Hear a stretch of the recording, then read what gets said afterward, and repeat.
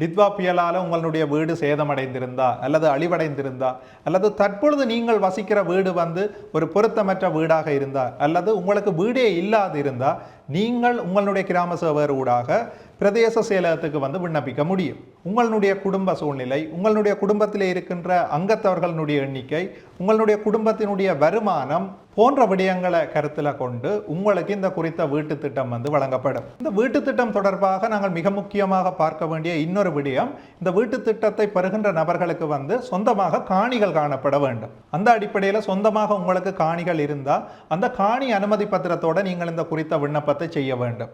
சொந்தமாக காணி அற்ற நபர்கள் உங்களுடைய பெற்றோரிடமிருந்தோ அல்லது வேறு நபர்களிடமிருந்து காணியை நன்கொடையாக பெற்று அந்த நன்கொடை உறுதியையும் சேர்த்து சமர்ப்பித்து இந்த குறித்த வீட்டு திட்டத்திற்கு நீங்கள் விண்ணப்பிக்க முடியும். உங்களுக்கு எந்த விதமான ஒரு காணியும் இல்லை என்று சொல்லி சொன்னால் நீங்கள் பிரதேச செயலாளர் ஊடாக அரச காணியிலிருந்து குறித்த ஒரு பகுதி காணியை நன்கொடையாக பெற்று குறித்த காணியில இந்த வீட்டு திட்டத்தை பெற்றுக்கொள்றதுக்கு நீங்க விண்ணப்பிக்க முடியும். உண்மையிலே இலங்கையில இதுவரை வழங்கப்பட்ட வீட்டு திட்டங்கள்ல பெறுமதி கூடிய ஒரு வீட்டு திட்டமாக இது காணப்படுது. ஏனென்று சொல்லி சொன்னா இதற்கு முன்னர் வழங்கப்பட்ட வீட்டு திட்டங்களை நாங்கள் பார்க்கின்ற போது 5 லட்சம் வீட்டு திட்டமாகவோ 10 லட்சம் பெறுமதியுடைய ஒரு வீட்டு திட்டமாகவோ 25 லட்சம் பெறுமதியுடைய ஒரு வீட்டு திட்டமாகவோ காணப்பட்டது. ஆனால் தற்பொழுது வழங்கப்பட இருக்கின்ற இந்த வீட்டு திட்டம் ரூபாய் 50 லட்சம் பெறுமதியான ஒரு வீட்டு திட்டமாக காணப்படுது.